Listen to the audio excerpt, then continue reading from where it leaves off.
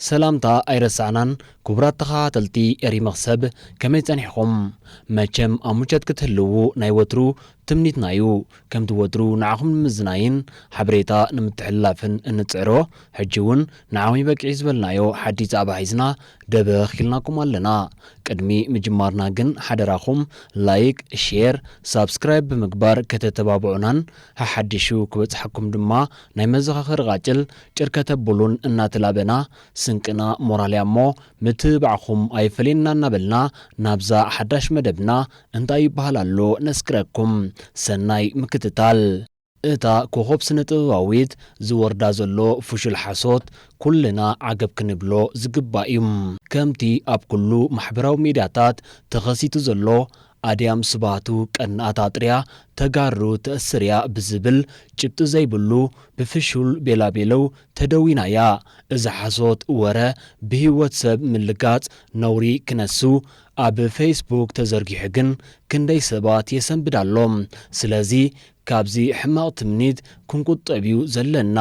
ምኽንያቱ ወዲ ሰብ ብሓሶትን ሸፈጥን ምትላልን ኣይናበርን እዩ። ኩሉ ግዜ ማዕረ ማዕረ ህቡብነት ዝመጹ ሕስድናን ቅንን ኣለዉ። ናድያም ድማ እዚ እዩ ዘጋጥማ ዘሎ። እዛ ውሪይቲ ስነ ጥበባዊት ኣብ ኣዲስ ኣበባ ከይዳ ደኺመ ከይበለት ኣብ ኩሉ ሸነኻት ስለ ዝሰርሐት እዩ እዚ ሽግር መጺእዋ ዘሎ። ንፎ የሕመ ዕባራ ይግመይ ነገራቱም። ኣብዚ ግዜ እዚ ፌስቡክ ኣብ ዓለም ዝለዓለ ብዝሒ ተጠቀምቲ ካብ መንጎ ዘለዎም ማሕበራዊ መራኸቢታት ሓደ ምዃኑ ይጥቀሳሎም። ከም ውጽኢቱ ድማ ኣብዚ ሕጂ እዋን 37 ሚእታዊት ኩሎም ኣብዚ ዓለም ዘለዉ ሰባት ወርሓዊ ንፉዓት ተጠቀምቲ እዚ ማሕበራዊ ሚድያ እዮም። እዚ ማለት ብቁጽሪ ንጡፋት ተጠቀምቲ ፌስቡክ ካብ ድምር ጠቕላላ ህዝቢ ቻይናን ህንድን ዝዓበየ እዩ ክብሉ ሰብ ሞያ ይገልጹ። ነብሲ ወከፍ ኣብ ወርሒ ብማእኸላይ ገምጋም 1,000 ደቓይቕ ኣብዚ ማሕበራዊ ሚድያ ክሕልፍን ከሎ ዩቲብ፣ ቴሌግራም፣ ኢንስታግራም ሕጂ ድማ ቲክቶክ ዝብሉ ካልኦት ማሕበራዊ መራኸቢታት እውን ሰባት እቲ ዝበዝሐ ግዚኦም ዘሕልፍሎም ዘለዉ መድረኻት ኮይኖም ኣለዉ። እዚኦም መዓልታዊ ባዓቕን ባህርን ትሕዝቶን መዘናግዒ ጽሑፋትን ስእልታትን ክሳብ ማሕበራዊ ክብርታትን ፖለቲካዊ ሃዋኹን ሃገር ዘናግዑ ናይ ሓሶት ሓበሬታታትን ዘረባታትን ጽላኣትን ዝርከብዎም ዝተፈላለዩ ሓበሬታታትን መልእኽትታትን ዝዝርግሕሎም ብምዃኖም ኣብ ልዕሊ ተጠቀምቲ ስለ ልቦናዊ ጸቕጢ ክፈጥሩ ጸኒሖምን ኣለውን። ኣብ ልዕሊ ኣድያም ወሪዱ ዘሎ ናይ ጥቐን ሓደጋ ኸኣ ብእዋኑ እንተዘይኣሊናዮ ጽባሕ ንግሆ ካልእ ሳዕቤን ከምጽእ ስለ ዝኽእል ሸለል ዘይምባል እዩ። ኣብዚ ናይ ሓበሬታን ዓለም ናብ ሓደ ቁሸት ዝቐየረ ዘመንን ምስ እንምልከት ደቂ ሰባት ማዕረ ማዕረቲ ካብ ቴክኖሎጂ ዝረኽብዎ ረብሓታትን ግንዖታትን በቲ ክምዘንን ክልካዕን ዘይከኣል ኣሉታዊ ሳዕቤናቱ ክጽለዉ ይረኣዩ። ከምቲ መእሰሪ ዘይብሉ ማዶ ተዘርዚሩ ይስንዶ ዝተባህለ መትሓዝን መጨበጥን ዘይብሉ ናይ ሓበሬታ ቴክኖሎጂ መሰረት ሕብረተሰባት መኒዑ ነውኒኡ ከውድቕ ቁሩብዩ ተሪፍዎ ዘሎ። ኣብ ሩዋንዳን ቡሩንድን ዝተረኣየ ህልቂት ኣማይታ ሸሓት ንጹሃት ሰባት ሕብረተሰባት ንቁልቁል ዝደፍአ ዕልዋ መንግስታት ሃገራት ዓረብ ፖለቲካዊ ሕንፍሽፍሽ ሃገራት ምዕራብ ኤውሮጳ ሕግን ሕጋውነትን ኣብ ምልክት ሕቶ ዘእተወ ምርጫ ሕቡራት መንግስታት ኣሜሪካ ወዝተረፈ ከም ኣብነታት ናይዚ ኣሉታዊ ጎድንታት ክጥቀሱ ይኽእሉ። ብፍላይ ኣብ ቴክኖሎጂ መራኸቢ ብዙሃን ማሕበራዊ መራኸቢታትን ሓሶትን ምልኻዕን ከም ነዳዲ ተቖጺሩ ክስርሓሉ ምርኣይ ዳርጋ ንቡር ኮይኑሎ። እንተበልና ምግናን ኣይኮነን።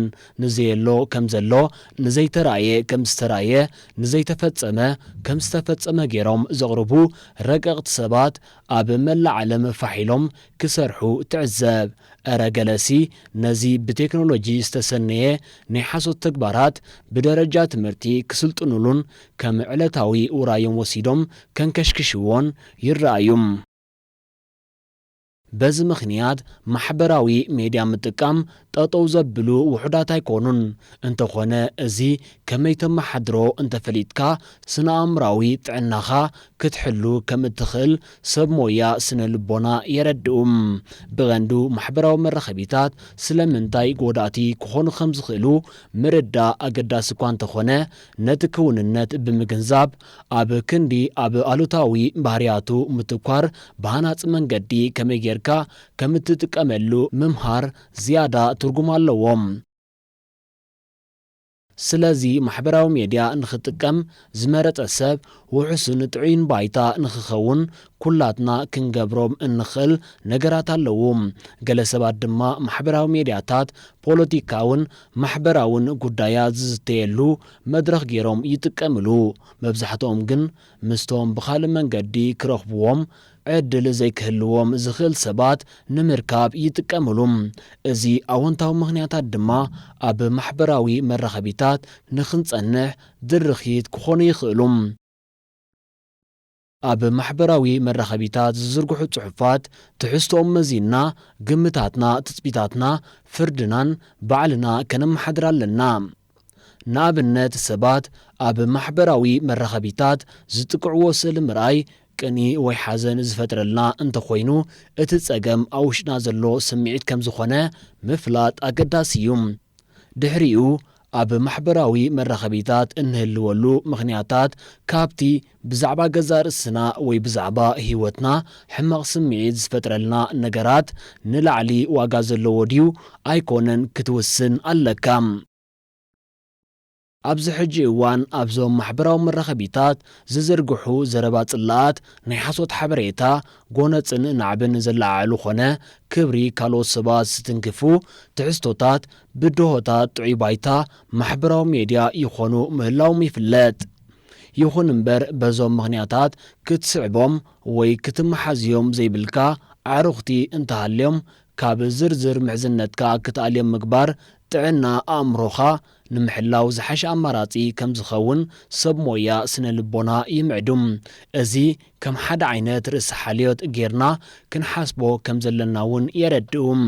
ንኣብነት ኣብ ህይወትና ከም ዓርኪ ወይ መጻምዲ ጌርና ክንሕዞን ክንቅበሎን እንደሊ ሰብ ንውስን ኢና። ብቐጻሊ ኣሉታዊ ሳዕቤን ዘለዎም ሓበሬታታትን ትሕዝቶታትን ብተደጋጋሚ ክመጹና ኣብ ዝገብሩ ማሕበራዊ ሚድያታት እውን ከምኡ ክንገብር ንኽእል ኢና። ልክዕ ከምቲ ኣብ ማሕበራዊ ዝምድናታት ገደብ ጌርና እንንቀሳቐስ ኣጠቓቕማ ማሕበራዊ መራኸቢታት እውን ኣብ ነብስና ሃስያ ከውር ብዘይክእል ኣገባብ ብምምራሕ ጥዕና ኣእምሮና ክሕሎ ምግባር ይከኣል። ስለዚ ዕላማ መጠቀሚና ፈሊጥና ነቲ ስኑፍ ነገራት እናኣለና ክንመሃረሉ ጥራይ እዩ ዝግባእ። ሓፍትና ኣድያም ድማ ከምዘይወዓለቶ ባዕልና ብድምፅና ክንምስክረላ ይግባእ። ጽልኢ ዘንገሶ ጠቐነ ጽቡቕ ኣይኮነን። እምበኣር ከ ዝኸበርኩም ተኸታተልቲ መደባት ኤሪ መኽሰብ ንሎሚ ዝበልናዮ ትሕዝቶ እዚ ሰማዕኹም ወይ ነይሩ። በዚ ነቕርበልኩም ዘለና መደባት ዓጊብኩም ክትኮኑ ሙሉእ ተስፋና። ኣብ ቀጻሊ ብኻልእን ሓድሽን ትሕዝቶ ክሳብ እንምለሰኩም ጸጽብቑ ንምንየልኩም። ክቡራት ተኸታተልትና ከም ወትሩ ስታፊኹም ኣብ መደብና ዕዙዝ ስለ ዝኾነ ርእይቶ መረምታን ነቐፌታን ኣብ ምሃብ ኣይትሕመቑ። ከምኡውን ብወገንና ክቐርብ ኣለዎ ትብልዎ መደባት ጆባእ ክንብለኩም ወትሩ ቁርባት ኢና ዘለና። ኣብዛ መደብኩም ድማ ክቐርብ ኣለዎ እትብልዎ ስነ ጥበባዊ ኣብ ኮመንት ክትጽሕፉልና ኢና ንላቦ። ኩልቲ ዝቕጽል መደባትና ኣብ 3 ሰዓቱ መታን ክበጽሓኩም ከኣ ሳብስክራይብ ብምግባር ነታ ናይ ደወል ምልክት ምጽቃጥን ሼርን ምባል እጃምኩም እሞ ኣይትረስዑን እናበልና ደጊምና ብምክትታልኩም ኣዚናይና ነመስግን። ኣብ ቀጻሊ ብኻልእ ዝተፈላለዩ መሃርን ኣዘናግዓን ትሕዝቶታት ክሳብ እንራኸብ ሰላም ጥዕናን ረሃዋን ንኹልና ሰሰና እዩ።